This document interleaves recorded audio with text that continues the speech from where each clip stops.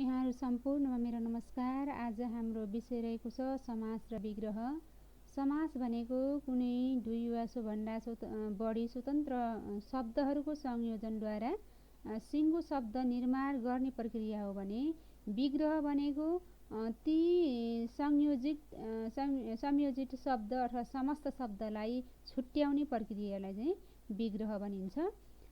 हामीले यस अन्तर्गत समास र विग्रह अन्तर्गत 6वटा प्रकारहरू पढ्नुपर्छ। जस्तो कि 1 नम्बरमा तत्पुरुष समास, द्वन्द्व समास, द्विगु समास, बहुव्रीहि समास, अव्ययी समास र कर्मधारय समास।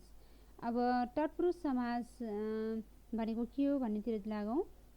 तत्पुरुष समास भनेको विभक्ति लोप भई समस्त शब्द बन्ने प्रक्रिया हो।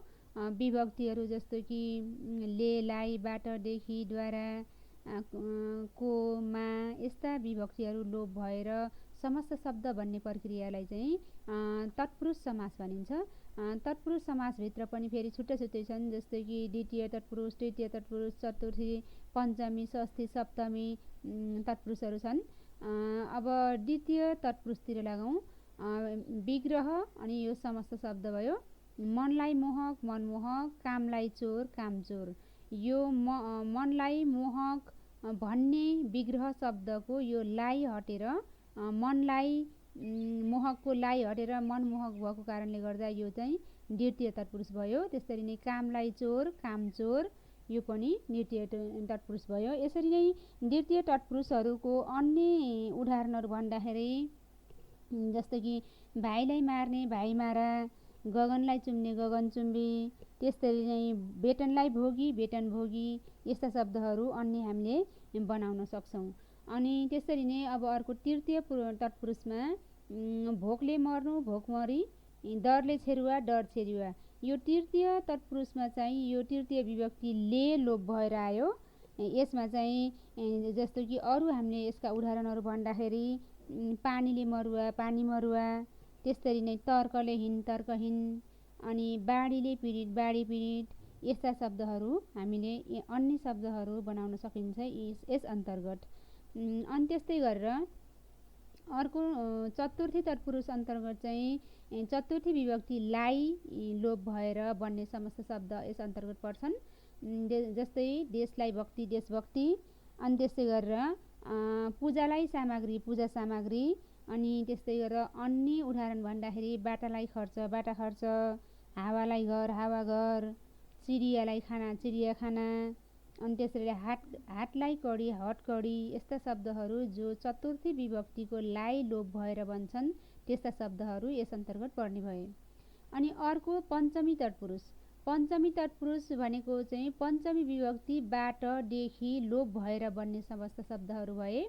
अब यसका उदाहरणहरू जेलबाट मुक्त, जेल मुक्त, खोलादेखि पारी, खोला पारी, त्यसरी नै डाँडादेखि पारी, डाँडा पारी, पापबाट मुक्त, पाप मुक्त। अनि त्यसरी नै कर्तव्यबाट च्युत, कर्तव्य च्युत, देशबाट निकाला, देश निकाला यस्ता शब्दहरू यस पञ्चमी तत्पुरुष अन्तर्गत पर्ने भए। अब त्यसरी नै षष्ठी तत्पुरुषमा चाहिँ षष्ठी विभक्ति लोप भएर बन्ने समस्त शब्दहरू पर्दछन्। जस्तो कि लाखको पट्टि, लखपट्टि, जन्नको शक्ति, जनशक्ति। अब यसमा यो को भन्ने षष्ठी विभक्ति हो, त्यो को लोप भयो, त्यस कारणले यिनीहरू षष्ठी तत्पुरुषहरू हुन्। यसका अन्य उदाहरणहरूमा पुत्रको वियोग, पुत्र वियोग, त्यसरी नै हिमको आलय, हिमालय, भिट्टाको घडी, भिट्टे घडी, रामको राज्य, राम राज्य यस्ता समस्त शब्दहरू यस अन्तर्गत हामीले बनाउन सक्छौँ। त्यसरी नै अब सप्तमी तत्पुरुषतर्फ लागौँ। सप्तमी तत्पुरुषमा सप्तमी विभक्ति मा लोप भएर बन्ने समस्त शब्दहरू पर्छन्। अब यसमा रातमा अन्धो, रटन्धो, दानमा वीर, दानवीर यसका उदाहरणहरू भए। यसका अन्य उदाहरणहरूमा वनमा भोज, वनभोज, वनमा बास, वनबास, अनि दानमा वीर, दानवीर, अनि त्यस्तै गरेर कलामा प्रवीण, कला प्रवीण यस्ता शब्दहरू हामीले यस अन्तर्गत बनाउन सक्छौँ। त्यसरी नै अब नम्बर 2मा जाउँ, द्वन्द्व समास। हामीले अगाडिको तत्पुरुष भनेको चाहिँ विभक्ति लोप भएर बन्ने भन्ने थाहा पायौँ। अब द्वन्द्व समास भनेको चाहिँ संयोजक लोप भएर बन्ने समस्त शब्द हो। संयोजकहरू जस्तो कि र, किनकि, तर, त्यसकारण, त्यसैले, त्यस्ता त्यस्ता शब्दहरू छन्, तिनीहरू लोप भएर बन्ने समस्त शब्दहरू द्वन्द्व समास अन्तर्गत पर्ने भए। अब यसमा चाहिँ आमा र बाबा, आमा बाबा, सुख र दुःख, सुख दुःख। अब यो बिचको र समास चाहिँ यसबाट लोप भयो, त्यसकारणले यो यिनीहरू के अरे द्वन्द्व समास भयो। त्यसरी नै लेखा र जोखा, लेखा जोखा, दिन र रात, दिन रात, दुईवटा स्वतन्त्र शब्दहरू हुने भए बिचको संयोजक शब्द चाहिँ लोप भएर एउटै ढिकामा लेखिने भयो। त्यसरी नै यसका अन्य उदाहरणहरूमा लोग्ने र स्वास्नी, लोग्ने स्वास्नी, छोरा र छोरी, छोरा छोरी, घाम र छाया, घाम छाया, चाड र पर्व, चाड पर्व, नुन र तेल, नुन तेल, यस्ता शब्दहरू यो द्वन्द्व समास अन्तर्गत पर्ने भए। त्यसरी नै अर्को 3 नम्बरमा दिगु समास। दिगु समास भनेको संख्यावाचक विशेषण र समूहवाचक संयोजन समूहवाचक नामको संयोजन भएर शब्द निर्माण हुने समस्त शब्दहरू चाहिँ दिगु समास अन्तर्गत पर्ने भए। यसमा चाहिँ संख्यावाचक विशेषण र समूहवाचक नामको संयोजन हुने भयो।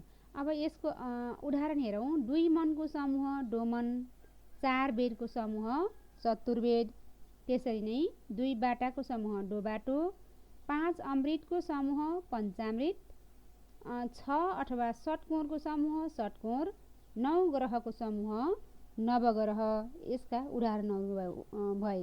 यसरी नै हामीले यसका अन्य उदाहरणहरू बनाउनु पर्दाखेरि जस्तो कि 3वटा नदीको समूह त्रिवेणी, त्यसरी 2वटा बाटोको समूह डोबाटो, त्यसरी नै 3वटा मूर्तिको समूह त्रिमूर्ति, यस्ता शब्दहरू हामीले बनाउन सक्छौँ।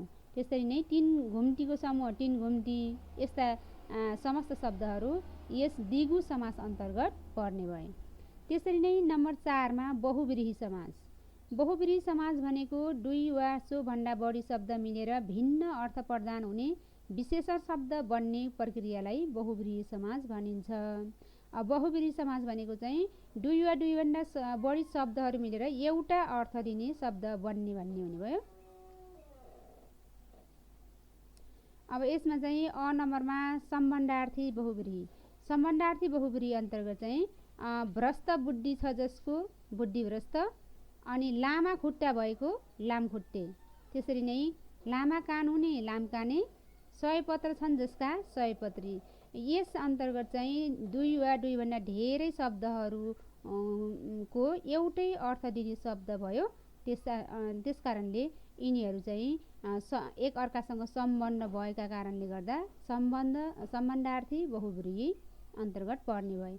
अब यस्तै यसका अन्य उदाहरणहरू भन्नुपर्दाखेरि जस्तो कि पीठ अम्बर छ जसको पीताम्बर, त्यसरी नै माखाको जस्तो माखो जस्तै चुस छ जसले मखी चुस, यस्ता शब्दहरू पनि हामीले बनाउन सकिने भयो।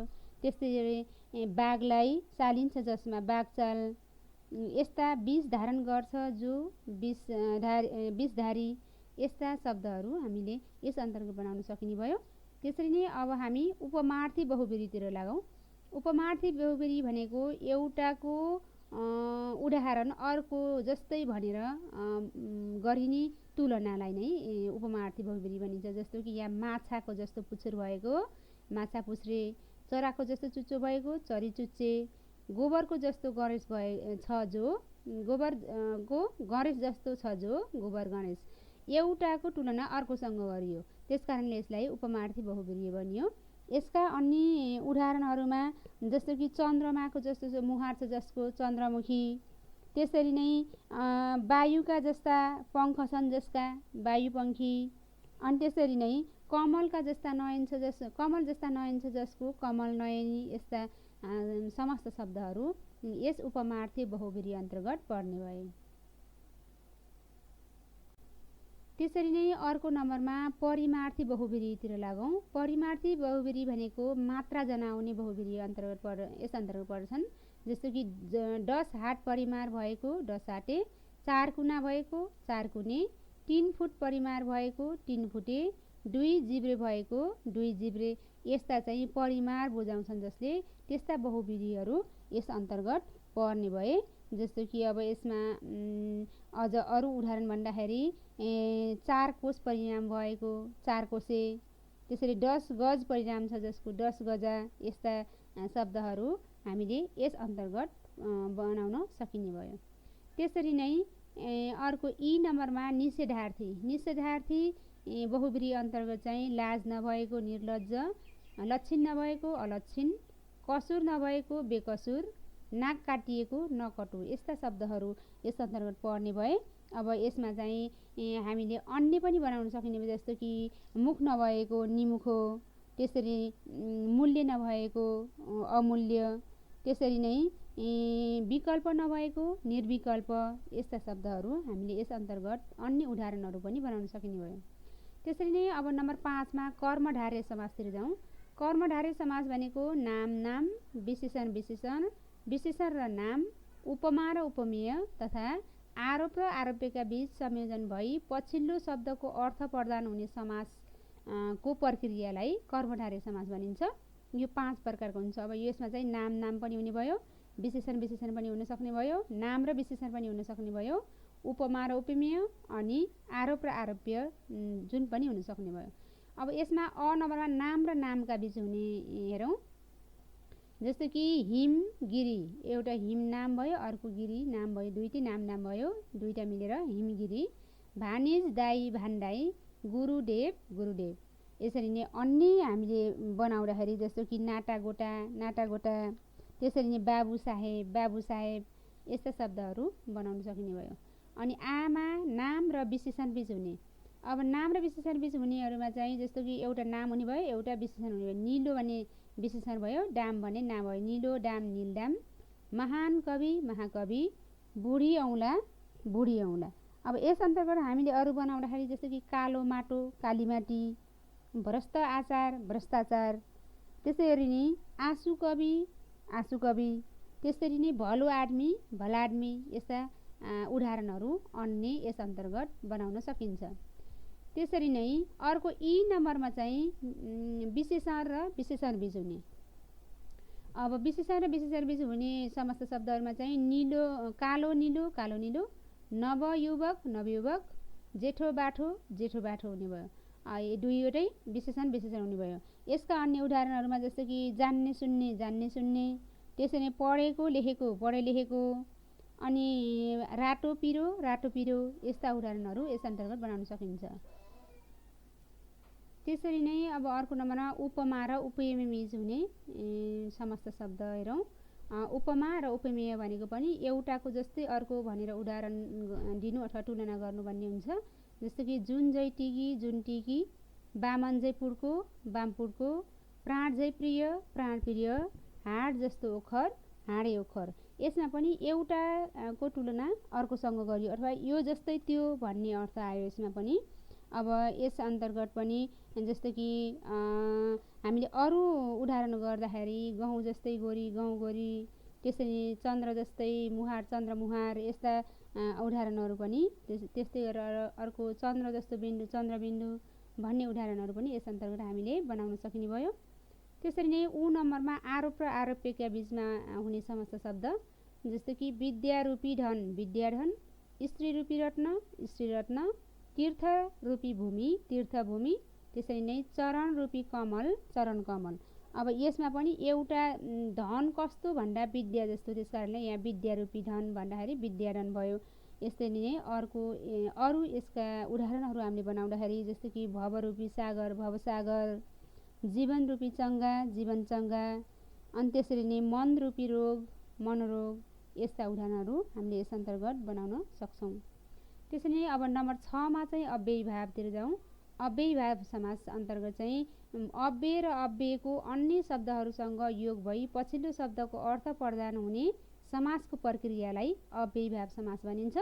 अब यस अन्तर्गत अन्य प्रकारहरूमा चाहिँ अव्यय र अव्ययको बीचमा यताउता, तलतिर तलतिर, हिजो आज, यस्ता दुईवटै अव्यय मिलेर समास बन्ने भए यिनीहरू चाहिँ अव्यय बीचको समास भयो।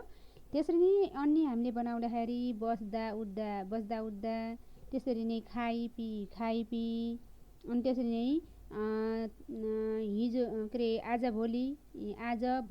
भोलि यस्ता अव्ययहरू पनि हामीले यस अन्तर्गत बनाउन सक्ने भयो। त्यसरी नम्बर खमा नाम र नामका बीच हुने समासहरूमा चाहिँ आकाश पाताल, रात दिन, साँझ बिहान, दिन यस्ता शब्दहरू यस अन्तर्गत पर्ने भए। त्यसरी नै खोला नाला यस्ताहरू पनि शब्दहरू पनि हामी यस अन्तर्गत बनाउन सक्ने भयो, जो नाम र नामका बीच हुन्छ।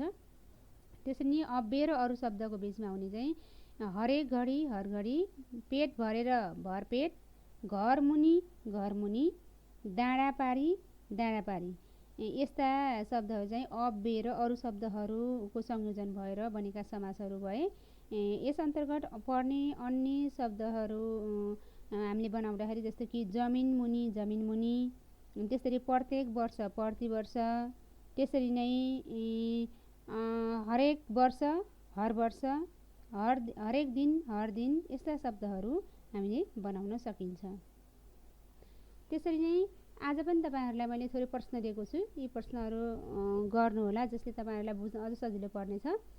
क नम्बरमा तलका शब्दहरूको विग्रह गर्नुहोस्।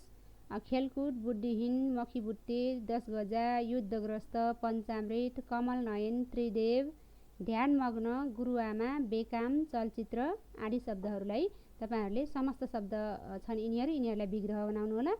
अनि नम्बर खमा तलका विग्रहलाई समस्त शब्द बनाउनुहोस्।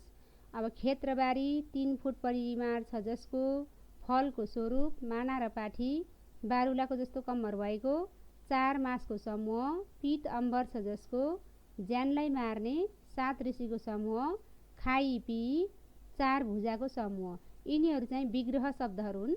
यी विग्रहहरूलाई चाहिँ हजुरहरूले समस्त शब्द बनाउनुहोला, जसले गर्दा तपाईलाई पढेको कुरा बुझ्न अझै सजिलो पर्नेछ। र यो आज समस्त शब्द र विग्रह शब्द पढेर त कतिको बुझ्नुभयो होला भन्ने आशा लिएको छु। र तपाईहरुले यो च्यानललाई सब्स्क्राइब गर्नुहोला, लाइक गर्नुहोला, शेयर गर्नुहोला। र आजलाई भने यो भिडियो यही अन्त्य गर्न चाहन्छु। हस्त, धन्यवाद।